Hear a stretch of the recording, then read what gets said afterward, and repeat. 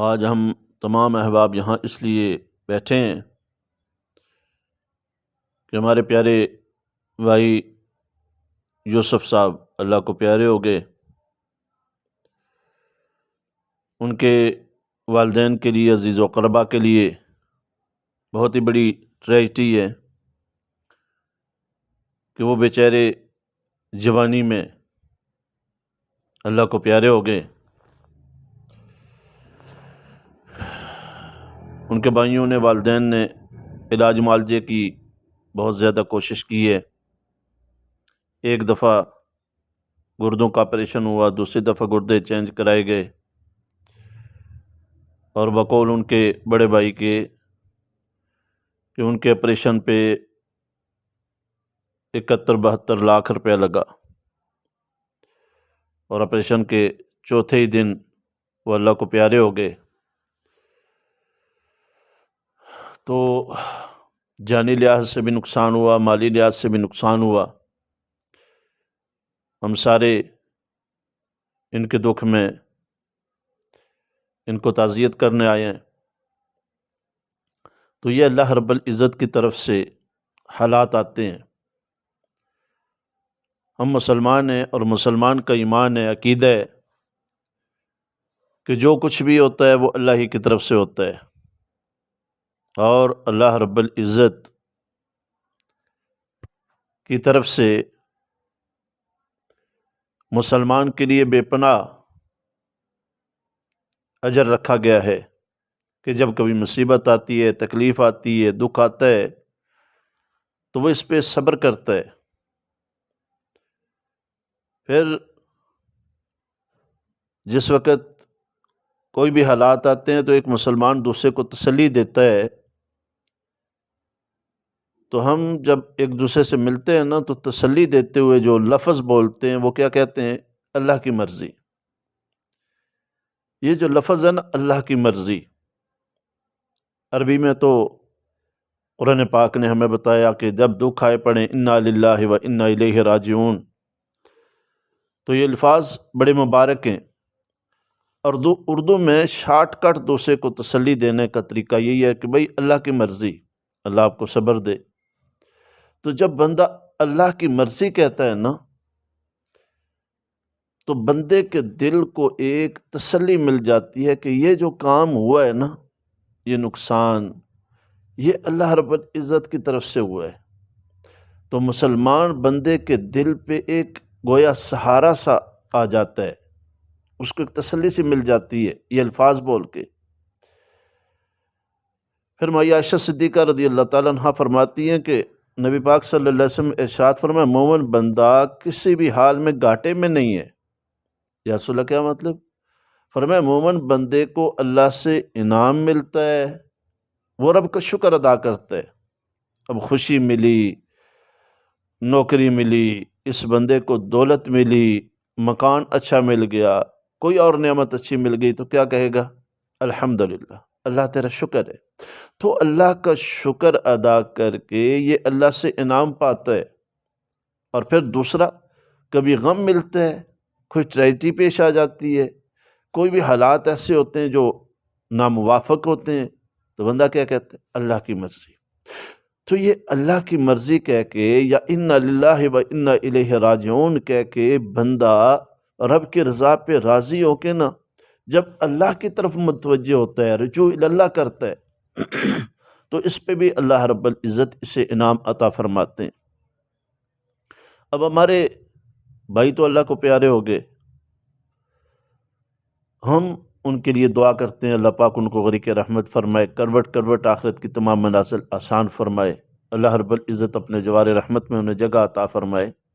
لیکن ہم نے خود اپنے لیے سوچنا ہے، ہم جتنے بیٹھے ہوئے ہیں، کہ آیا ہم نے کیا موت کی تیاری کی ہے؟ رات کو سوتے ہیں تو سونے سے پہلے صبح ناشتے کی تیاری کرا لیتے ہیں، تو بھائی ناشتے کے لیے ساری چیزیں موجود ہیں، صبح سکول جانا ہے، یونیفارم استری ہے، صبح آفس جانا ہے، کپڑے ہمارے پریس ہے، ہر ایک چیز مینجمنٹ رات کو ہم ترتیب دے دیتے ہیں۔ کیوں؟ صبح سکول جانا ہے جی، آفس جانا ہے، دکان پہ جانا ہے، رات کو بندہ پورا اسٹیمیٹ لگا لیتا ہے یہ سامان دکان میں کم ہے جی، صبح یہ منگوانا ہے، یا رات کو فون کر دیتا ہے بھائی صبح یہ آ جائے۔ ہر آنے والی گھڑی کے لیے ہم انتظامات کرتے ہیں، سوچتے ہیں، ایک ترتیب بناتے ہیں، اور وہ آنے والی گھڑی پتہ نہیں ہمیں نصیب ہو یا نہ ہو، لیکن یہ جو موت ہے نا، یہ ایسی ہے کہ جو اٹل حقیقت ہے۔ دنیا کی ہر چیز میں اختلاف ہو سکتا ہے، موت میں اختلاف کوئی نہیں۔ دنیا کا ہر مذہب، ہر مسلک، ہر علاقے والا، پڑھا لکھا، ان پڑھ، بڑا چھوٹا، جو بھی ذی شعور آدمی ہے وہ موت کو مانتا ہے۔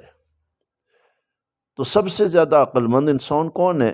ہمارے پیارے نبی صلی اللہ علیہ وسلم فرمایا سب سے زیادہ عقل مند انسان وہ ہے جو موت سے پہلے پہلے مرنے کے بعد والی زندگی کی تیاری کرتا ہے۔ اب ہم سارے سوچیں کہ بھائی صاحب تو چلے گئے، اب ہم نے کوئی پکا یہاں تو نہیں رہنا نا۔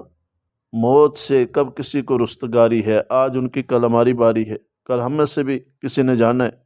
اور پھر اللہ رب العزت کا یہ عجیب قانون ہے کہ جس گھر میں اللہ چاہتے ہیں خوشی عطا فرماتے ہیں، اور جس گھر سے اللہ چاہتے ہیں جب چاہتے ہیں کسی نہ کسی کو اپنے پاس بلا لیتے ہیں۔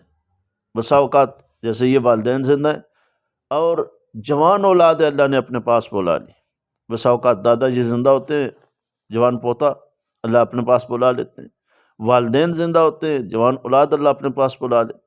تو یہ اللہ رب العزت اچانک کیوں بلاتے ہیں کہ ہر بندہ اپنی آخرت کی فکر کرے۔ اور ہمارے پیارے نبی صلی اللہ علیہ وسلم نے تو بتا دیا، فرمایا ہر نماز کو اپنی آخری نماز سمجھ کے پڑھو، کیا پتہ اس کے بعد مہلت ملے نہ ملے۔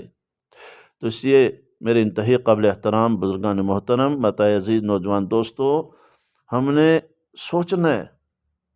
اب سردیوں کا موسم ہے نا، تو ہم رضائی اوپر کر کے سوتے ہیں، تو رضائی کو ذرا پاؤں کے نیچے دے دیں، سر کے نیچے دے دیں، دائیں بائیں اپنے بازو کے نیچے دے کے نا، تو تھوڑا سا صبر کریں کہ میں قبر میں لیٹا ہوں اور مجھ سے حساب و کتاب ہوگا، تو کیا میں اللہ کے حقوق پورے کر چکا ہوں؟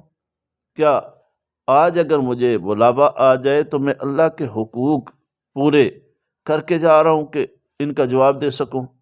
اور اسی طرح اگر آج مجھے بلا لیا جائے تو کیا میں نے اپنے عزیز و اقارب، بہن بھائیوں کے، اڑوس پڑوس والوں کے، جو اللہ کی مخلوق ہے، ان کے حقوق کو ادا کر لیا ہے؟ اگر کر لیا تو الحمدللہ، نہیں کیا تو آج ہی ہم سچے دل سے توبہ کریں۔ اور توبہ کتنی آسان اللہ نے بنا لی اپنے محبوب صلی اللہ علیہ وسلم کے غلاموں کے لیے۔ رات کو لیٹے لیٹے اپنی ساری زندگی جو پچھلی ہے اس کو سامنے رکھیں، اور پھر اللہ رب العزت کی نعمتوں کو یاد کریں، اور جو اللہ نے صحت دی ہے، علم دی ہے، مال دی ہے، دولت دی ہے، ساری نعمتیں سامنے رکھ کے جس وقت اللہ کی طرف متوجہ ہو کہ بندہ سچے دل سے کہتا ہے یا اللہ واقعی میں بڑا گناہ گار ہوں، تیری اتنی میرے اوپر نعمتیں ہیں لیکن میں تیرا شکر ادا نہیں کرتا، یا اللہ تو غفور الرحیم ہے، مجھے معاف کر دے، یا اللہ سچے دل سے توبہ کرتا ہوں، آج کے بعد تیری نافرمانی نہیں کرتا، آج کے بعد یا اللہ تیری نافرمانی نہیں کروں گا، تیرے حبیب صلی اللہ علیہ وسلم کی سنت کے خلاف نہیں کروں گا۔ بندہ سچے دل سے توبہ کر لے، اور ایک دفعہ سچے دل سے توبہ کرے تو اللہ پچھلے تمام گناہوں کو معاف فرما دیتے ہیں۔ اس لیے ہم سارے سچے دل سے توبہ کریں، اور پھر 3 چیزوں کو لازم پکڑ لیں۔ ایک، نماز کبھی نہ چھوڑیں، ہر حالت میں، ہر آن، ہر گھڑی اپنی فکر و نماز کی۔ کیوں؟ یہ نماز وہ ہے جو ہمارے پیارے نبی صلی اللہ علیہ وسلم کی آنکھوں کی ٹھنڈک ہے۔ ہمارے پیارے نبی صلی اللہ علیہ وسلم نے ارشاد فرمایا نماز دین کا ستون ہے، اور وہ بندہ جو نماز نہیں پڑھتا، فرمایا ان ترک الصلاۃ متعمدا فقد کفر، جان بوجھ کے جس نے ایک نماز چھوڑ دی گویا اس نے کفر کیا۔ اس لیے ہم عہد کریں کہ یہ پہلا کام، ہم نماز نہیں چھوڑیں گے، کبھی بھی نماز نہیں چھوڑیں گے، کوئی بھی حالت ہو۔ دیکھیں نا، کھڑے ہو کے نہیں پڑھ سکتے، بیٹھ کے پڑھ لیں، بیٹھ کے نہیں پڑھ سکتے لیٹ کے پڑھ لیں، وضو نہیں کر سکتے تیمم کر لیں، کتنی سہولیات اللہ نے دی ہیں۔ سفر میں ہیں، پوری نہیں پڑھ سکتے، قصر پڑھ لیں۔ اللہ رب العزت نے سہولیات والا معاملہ فرمایا۔ تو یہ نماز اتنی اہم ہے، اتنی اہم عبادت ہے کہ ہمارے پیارے نبی صلی اللہ علیہ وسلم نے آخری وقت ارشاد فرمایا الصلاۃ الصلاۃ الصلاۃ، اے میرے غلاموں نماز نہ چھوڑنا۔ اور پھر آپ صلی اللہ علیہ وسلم نے کیا ارشاد فرمایا؟ الصلاۃ معراج المؤمنین، فرمایا نماز مومنین کی معراج ہے، مومنوں کے لیے معراج سے حضور پاک تحفہ لائے ہیں۔ اس لیے پہلا کام یہ کہ اللہ کا حکم نماز 5 وقت پڑھنی ہے، اور پھر نماز سیکھ کے کوشش کریں پڑھیں، ایک ایک لفظ نماز کا اس کا ترجمہ ہمیں آتا ہو، اس کا معنی مفہوم آتا ہو۔ جس وقت ہم اللہ اکبر کریں